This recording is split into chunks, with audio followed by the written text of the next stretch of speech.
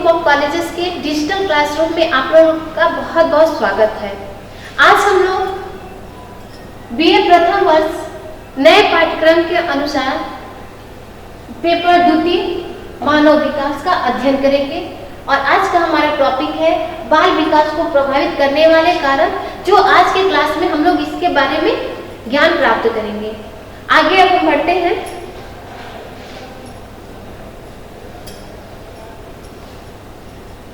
ये है मानव विकास, जो आप लोग देख रहे हैं कि मानव का विकास कैसे जन्म से लेकर के शैशवावस्था, बाल्यावस्था, पूर्व बाल्यावस्था, ठीक है ना, उत्तर बाल्यावस्था, किशोरावस्था, प्रौढ़ावस्था तक वो कैसे पहुंचता है, ये आपको फिगर है, इसके माध्यम से आप लोग देख रहे हैं।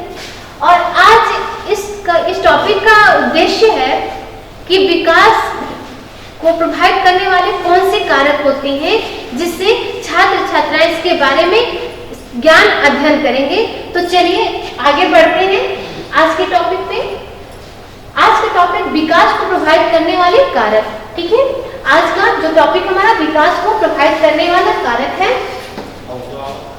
ये अब हम लोग देखते हैं। बालक के वृद्धि और विकास को प्रभावित करने वाले अनेक कारक होते हैं, ठीक है।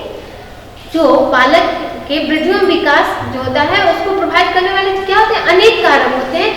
वो कौन से होते हैं? जैसे इनमें से कुछ कारक तो स्वतंत्र रूप से बालक के शारीरिक और मानसिक विकास को प्रभावित करते हैं, जबकि कुछ कारक क्या होते हैं, परस्पर अंतःक्रियाओं द्वारा विकास को प्रभावित करते हैं, ठीक है।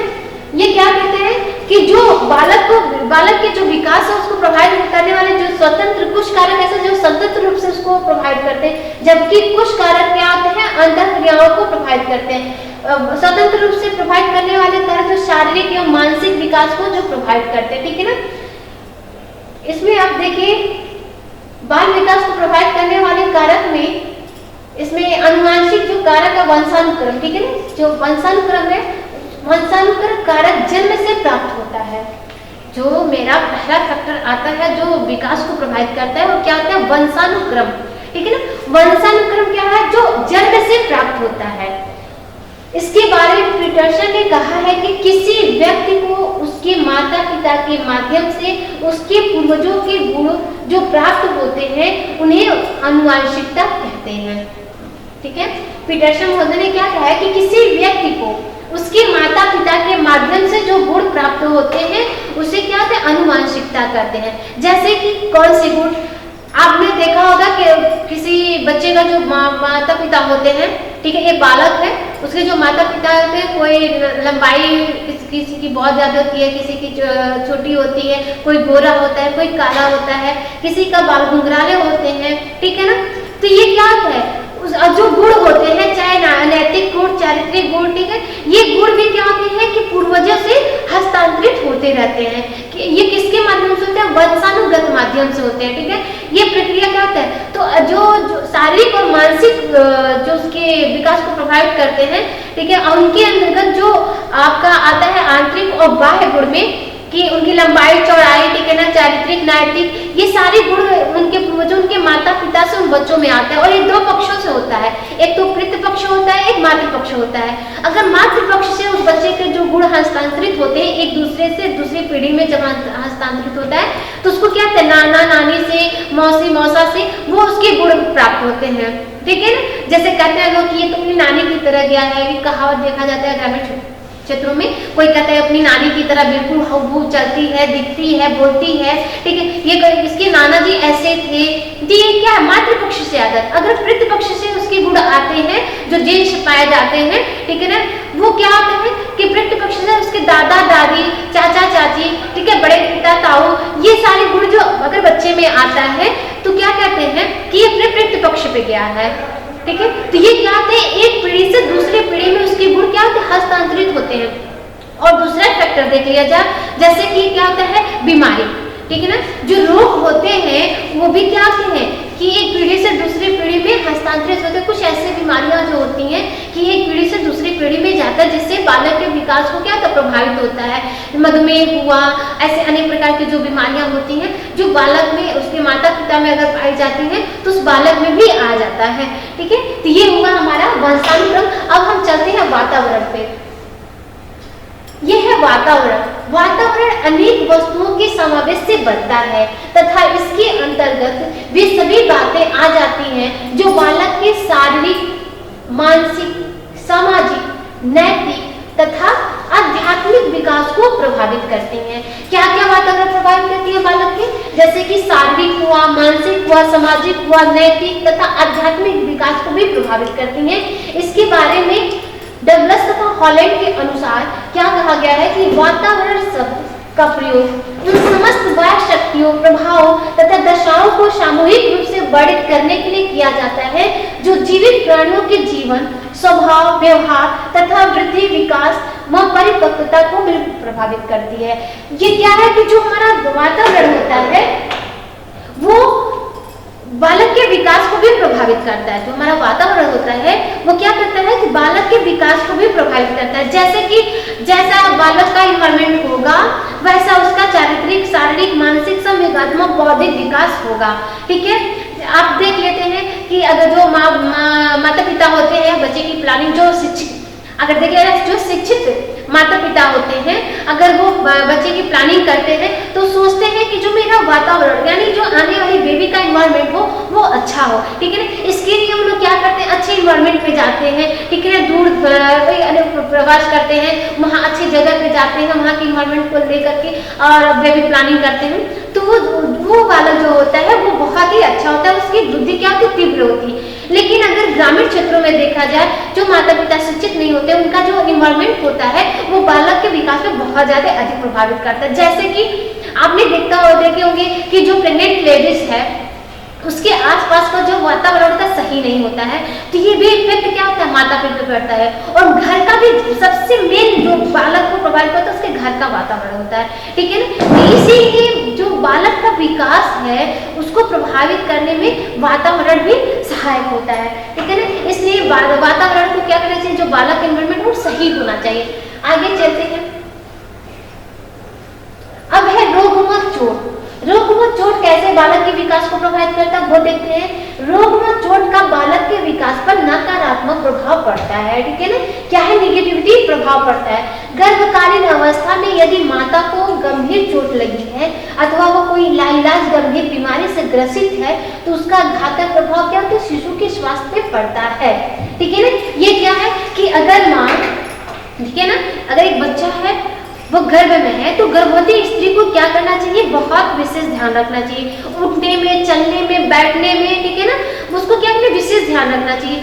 अगर उसको किसी कारणवश वो लंबी यात्रा कर रही है या कहीं जा रही है, दुर्घटना हो जाता है तो अगर उसकी चोट जो लगती है, रोग में चोट लगती है, वो बालक के विकास को भी क्या करता है, प्रभावित करता है। अब कई भयंकर चोट लग जाती है, अगर दुर्घटना होता है तो या तो गर्भपात हो जाता है, बच्चा मर जाता है। ठीक है ना, या अबॉर्शन करवाने की स्थिति आ जाती है। लेकिन अगर वो किसी कारणवश वो बच जाता है, ठीक है ना, माँ के गर्भ में हल्की चोट आ गई हो तो वो क्या होता है, वो भी बच्चे को विकास को प्रभावित करता है। लेकिन अगर बच्चा वो बाहर इस दुनिया में आ भी जाता है तो सबसे ज्यादा इफेक्ट किस पे पड़ता है, उसके शारीरिक और मानसिक विकास में पड़ता है। या तो बच्चा वो मानसिक रूप से दुर्बल होता है या अस्वस्थ पैदा होता है। ठीक है, तो ये क्या होता है कि बालक के विकास में रोग व चोट का भी क्या होता है, विशेष महत्व होता है। अगर रोग का देख लिया जाए, माता है किसी रोग से ग्रसित है लेकिन वो क्या है कि अपनी प्लानिंग कर ली, बेबी प्लानिंग कर ली, उसको पता नहीं है कि मैं किसी रोग से ग्रसित हूँ, तो आने वाला बेबी भी क्या होता है, अस्वस्थ पैदा होगा और वो मानसिक रूप से अस्वस्थ होगा। उसकी जो बौद्धिक क्षमता होगी कम होगी, किसके अपेक्षा, जो अन्य बच्चे होते हैं उसकी अपेक्षा उसकी शारीरिक और मानसिक संवेगात्मक बौद्धिक विकास जो होगा बहुत कम होगा। ठीक है ना, वो अन्य बालकों से थोड़ा अलग होगा। इसलिए बालक के विकास को प्रभावित करने में रोग व चोट भी क्या होता है, बहुत प्रभावित होता है। ठीक है ना, इस कारण माँ को विशेष ध्यान देना चाहिए कब, जब बच्चा गर्भावस्था में हो तब। अब आता है आपका नेक्स्ट, घर का वातावरण। घर का वातावरण बालक के विकास में सबसे महत्वपूर्ण होता है। जितना वातावरण अभी अपने नेक्स्ट चैप्टर में पढ़ा है, अभी नेक्स्ट की वातावरण, लेकिन वातावरण तो आपका वातावरण हो गया पूरा, ठीक है, सर्वव्यापक। लेकिन जो घर का वातावरण जिसमें 24 घंटे माँ, बच्चा, परिवार, एकल परिवार, संयुक्त परिवार रहता है, ठीक है ना, तो घर का वातावरण बहुत प्रभावित करता है उस बालक पे। जैसे घर का बालक, ठीक है ना, घर बालक की पहली पाठशाला होती है और माता पहली शिक्षिका, ठीक है ना। क्या है कि बच्चे का घर क्या होता है, प्रथम पाठशाला होता है, माँ उसकी क्या थी, प्रथम शिक्षिका होती है। घर के सदस्य उसके संगी साथी होते हैं। घर में ही बालक का पालन पोषण किया जाता है और उसकी सभी आवश्यकताओं की पूर्ति की जाती है।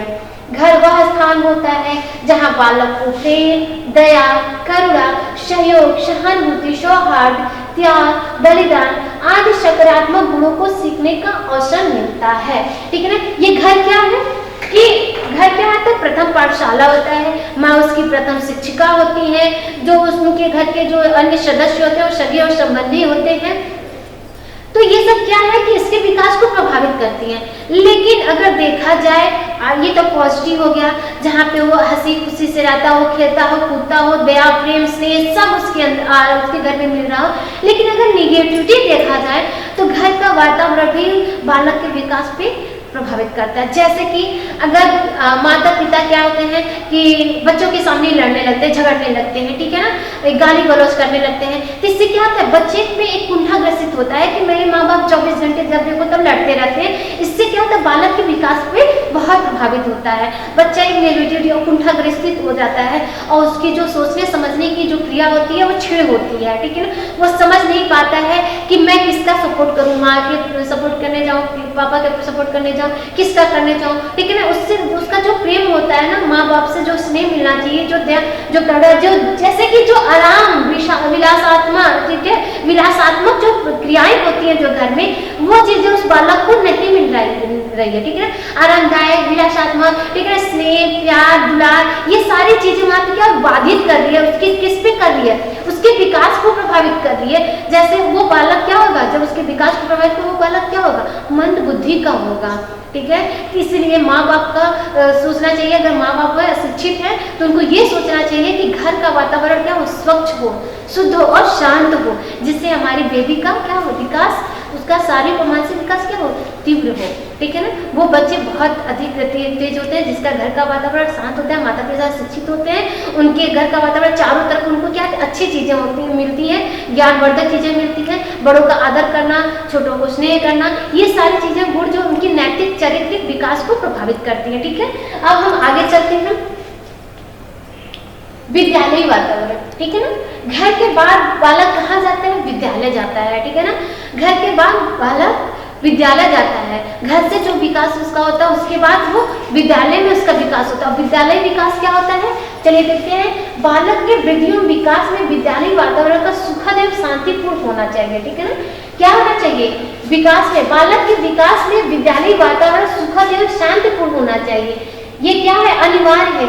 क्यों अनिवार्य है, जैसे उसको पढ़ने लिखने के साथ विभिन्न क्षेत्रों में सीखने का अवसर मिलता है, वह सामाजिक गुणों को सीखता है और उसे अपने जीवन में उतारता है, दूसरे बालों के साथ समायोजन करना सीखता है, ठीक है ना। क्या करता है, जब बालक अपने परिवार के लोगों के साथ अच्छे से सामंजस्य स्थापित कर लेता है, उसके बाद वो क्या करना जाता है, विद्यालय जाता है। और विद्यालय अगर जाता है तो विद्यालय का कर्तव्य होता है, संस्था का कर्तव्य हो जाता है, उस विद्यालय का वातावरण सुखद एवं शांतिपूर्ण होना चाहिए और वहाँ उसके पढ़ने लिखने के साथ साथ क्रियात्मक, ठीक है, जैसे खेल, ठीक है ना, खेल उसके क्रियात्मक विकास को प्रभावित करता है। खेल हो गया, उसके विभिन्न क्षेत्रों में सीखने का अवसर मिलता है खेल के माध्यम से, ठीक है ना, जैसे ड्राइंग्स के माध्यम से, अनेक चित्रों के माध्यम से, ये क्या इसके सीखने का अवसर मिलता है। अब वो सामाजिक गुणों को सीखता है और उसके सामाजिक गुणों के साथ साथ उसका नैतिक विकास और चारित्रिक विकास भी होता है।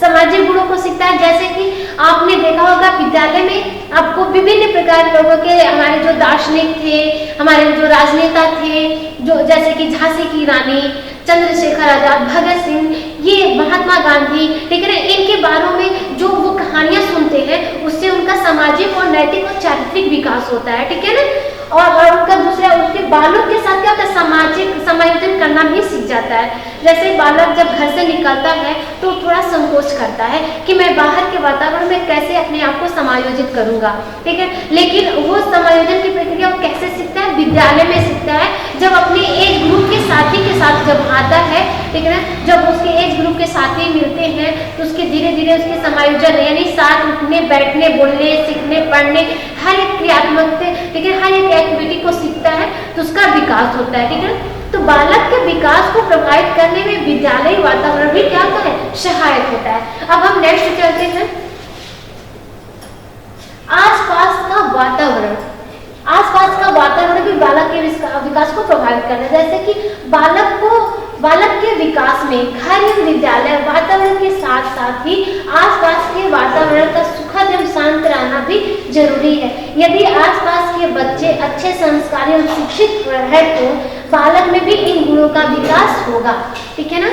अगर आप लक्ष्य चाहें घर का वातावरण सही हो, विद्यालय का वातावरण सही हो, ठीक है ना, सब ये सब वातावरण अगर सही हो, लेकिन आपका आसपास का वातावरण सही नहीं है तो ये क्या होता है, बालक के चारित्रिक सामाजिक और शारीरिक विकास में भी प्रभावित होगा, ठीक है। जैसे कि आप यहाँ देखे हैं कि आसपास के बच्चे अच्छे संस्कारी को शिक्षित अगर होते हैं तो वो बच्चा भी क्या होगा, शिक्षित होगा। कैसे, कि वो देखता है, ठीक है ना। वो जैसे बच्चा विद्यालय से अपने घर ही आता है, घर से विद्यालय जाता है, तो जब घर से विद्यालय आने जाने में जो उसका आसपास पड़ोस होते हैं, ठीक है ना, जो उसकी सोसाइटी होती है वो क्या होनी चाहिए, अच्छी होनी चाहिए, ठीक है ना। वो 24 घंटे उसी सोसाइटी में रहता है तो उसका वातावरण अगर सही नहीं होगा तो वो क्या होगा, बच्चे के विकास को भी प्रभावित करेगा। जैसे कि आसपास के वातावरण में आप लोग देखते होंगे कुछ गंदे बच्चे भी होते हैं, कुछ गंदी बस्तियां होती हैं जहाँ पे चोरी डकैती ये सब बहुत सारी गंदगी चीजें होती रहती हैं। तो इससे बालक भी क्या, तो वही चीजें सीखता है जो उसके आसपास पड़ोस में हो रहा हो। अगर देखा जाए एक बच्चा जन्म लेता है, अगर उसको किस तरह का इन्वायरमेंट दिया जाए, अगर उसको जंगल में अगर वो बच्चे को छोड़ दिया, पशु पक्षी और जानवरों के बीच में छोड़ दिया जाए तो वो वही चीज देख रहा है, वही चीज अनुकरण कर रहा है, तो उसके अंदर पशुवृत्ति आ जाती है, ठीक है ना।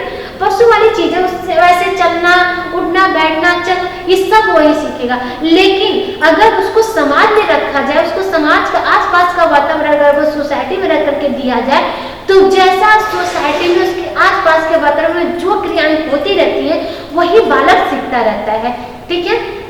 तो घर का वातावरण और विद्यालय का वातावरण के साथ साथ आपके आसपास का वातावरण भी क्या होना चाहिए, शुद्ध और स्वच्छ होना चाहिए, ठीक है, कि जो बच्चा अच्छा सीख ले। अगर उसकी सोसाइटी अच्छी है, अच्छे लोग वहाँ पे हैं, इसलिए आप देखते होंगे कि जब लोग बाहर जो जमीन लेने की सोच रहे हैं तो लोग क्या क्या कर रहे हैं, बहुत भाग दौड़ कर रहे हैं कि हमें अच्छी सोसाइटी अच्छी कॉलोनियों में हमें घर लेना है, क्योंकि वहाँ का वातावरण अच्छा होगा तो हमारे समाज हमारी सामाजिक हमारी चारित्रिक शारीरिक जो भी मानसिक प्रवृत्तियों पे भी हमारे असर पड़ेगा। इसलिए हम लोग प्लानिंग करके महंगी से महंगी अच्छे से अच्छी कॉलोनियों में अपने रहने के लिए वो आवास को ले रहे हैं। इससे क्या होता है, बालक के विकास को अधिक प्रभावित करता है, ठीक है ना। अब हम नेक्स्ट चलते हैं, अंतःस्रावी ग्रंथियां, ठीक है ना। अंतःस्रावी ग्रंथियां भी बालक के विकास को प्रभावित करती हैं। कैसे करती हैं, अंतःस्रावी ग्रंथियों का बालक के शारीरिक एवं मानसिक विकास में महत्वपूर्ण योगदान है।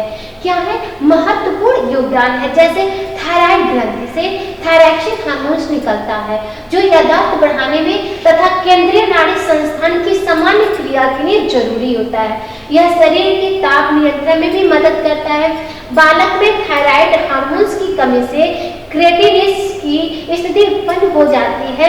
इस दिशा में शारीरिक वृद्धि रुक जाती है और बालक क्या होता है, बौना होता है, उसका कद क्या होता है, छोटा होता है, ठीक है। ये क्या होता है, अंतःस्रावी ग्रंथियां जो बालक के शारीरिक और मानसिक विकास को प्रभावित करती हैं। जैसे कि जो हमारा जो थायराइड ग्रंथि है उससे थायरॉक्सिन हार्मोन्स का निर्माण होता है, ठीक है। ये क्या होता है, हमारे याददाश्त को बढ़ाने में सहायक होता है। जो अगर किसी बालक, ठीक है, यहाँ पे बालकों में थायराइड की हार्मोन्स की कमी से क्या होता है, क्रेटिनिस जो बीमारी थी उसकी जो क्रेटिनिस होती है उसकी स्थिति उत्पन्न हो जाती है और उस दिशा में उसकी बालक की क्या होती है, शारीरिक वृद्धि रुक जाती है, ठीक है ना, उसकी वृद्धि क्या होती है, तीव्र तो वहाँ पे बाधित हो जाती है और उसके विकास को प्रभावित करती है, जिसके कारण बच्चे का जो लंबाई होता है छोटा हो जाता है, जिससे वो बौना होता है, ठीक है ना। ये हुआ अंतःस्रावी ग्रंथियां जो हमारे विकास को प्रभावित करती हैं। अब हम नेक्स्ट चलते हैं लिंग और भेद, ठीक है। लिंग और भेद हमारे विकास को कैसे प्रभावित करती है, चलिए देखते हैं। लिंग भेद बालक के शारीरिक और मानसिक विकास में बड़ा महत्वपूर्ण भाग होता है, ठीक है। शारीरिक विकास संबंधी अंतर इस बात से प्रकट हो जाता है कि जन्म के समय लड़के लड़कियों से लंबे होते हैं। लड़के क्या होते हैं, लड़कियों से लंबे होते हैं। कब होते हैं, जन्म के समय वो लंबे होते हैं, परंतु लड़कियां लड़कों की अपेक्षा जल्दी विकसित होती हैं, ठीक है। जो लड़कियां होती हैं लड़कों की अपेक्षा जल्दी विकसित होती हैं। भारत देश देखिए, भारत एक गर्म प्रदेश है, ठीक है ना, ये गर्म प्रदेश होता है। यहाँ पे लड़कियां क्या होते हैं, जल्दी ही परिपक्व हो जाती हैं लड़कों की अपेक्षा और वे तीव्रता से परिपक्वावस्था को प्राप्त कर लेती हैं। पूर्व किशोरावस्था में लड़कियां विकास की दृष्टि से शीघ्र लड़कों से आगे निकल जाती हैं। पूर्व किशोरावस्था में, ठीक है ना, वो लड़कों से क्या होती हैं, आगे निकल जाती हैं और उनका मानसिक दृष्टि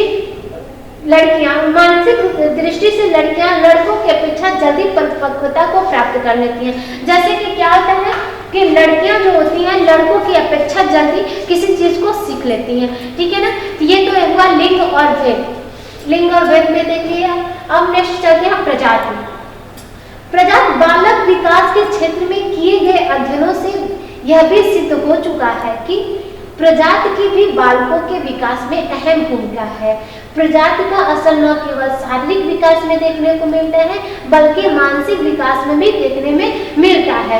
जैसे कि आप देखते होंगे अलग अलग प्रजातियों की अलग अलग शारीरिक और मानसिक बनावट होती है, मानसिक बोल दिए, शारीरिक बनावट होती है। जैसे कि आप लोग अगर घर जाएंगे नेपाल साइड में तो वहाँ के शारीरिक जो बनावट होते हैं वो लोग गोरे, चिपटे, आंखें छोटी, कद छोटे होते हैं, ठीक है, बाल घुंघराले होते हैं। ये वहाँ की प्रजातियां, ये नस्ल होती है, ठीक है। ये भी बालक के विकास को प्रभावित करती हैं। दूसरा, अगर अपने इंडियन को देख लीजिए, यहाँ पे भी कोई गोरा, काला, अनेक प्रकार से होते हैं लोग। लेकिन अगर भारतवर्ष में देखा जाए अंग्रेजों जो अंग्रेज थे उनकी लंबाई और चौड़ाई, गोरा कद, लंबा, ठीक है ना, रंग गोरा, वो शारीरिक और मानसिक रूप से क्या थे, वो बहुत ही तेज थे, ठीक है ना। उनकी जो IQ लेवल थी 100 से 80 के प्रतिशत लगभग थी, ठीक है ना। वो अंग्रेज क्या थे, तेज थे। उनकी प्रजातियां क्या थी, वो हमारे अन्य देशों की अपेक्षा उनकी जो प्रजाति थी बहुत ही तेज थी। उनकी आने वाली जो पीढ़ियां थी वो तेजवान थी और जो इनके उनको विकास को भी प्रभावित करती थी। कैसे प्रभावित करती थी, जैसे कि वहाँ की प्रजातियों की अपेक्षा यहाँ की प्रजातियों को देख लिया जाए तो इससे क्या होता है कि बालक के विकास को अधिक प्रभावित करती है। इसीलिए कहा जाता है कि अगर यही से रूरल एरिया को देख लिया जाए, यहाँ से ही निकले हुए लोग अगर लंदन में बसते हैं तो उनकी आने वाली जो प्रजाति होती है वो क्या होती है, वहाँ के वातावरण के अनुसार होती है, ठीक है ना, वो एकदम चेंजेस आ जाता है। तो क्या होता है, बालक के विकास में हमारी प्रजाति का भी क्या होता है, महत्वपूर्ण योगदान होता है और वो भी क्या होता है, विकास को प्रभावित करते हैं। नेक्स्ट चलते हैं सांस्कृतिक वातावरण। प्रत्येक परिवार, समाज एवं राष्ट्र की अपनी संस्कृति होती है, ठीक है ना। क्या होती है, प्रत्येक राष्ट्र की क्या होती है, अपनी एक संस्कृति होती है, अपने मूल्य और स्तर एवं दर्शन होते हैं जिसके अनुसार बालकों का पालन पोषण किया जाता है। बालक बड़ा होकर उन्हीं मूल्यों में संस्कृति को अपनाता है। इसी प्रकार संस्कृति स्वयं ही एक पीढ़ी से दूसरी पीढ़ी में हस्तांतरित रहती है।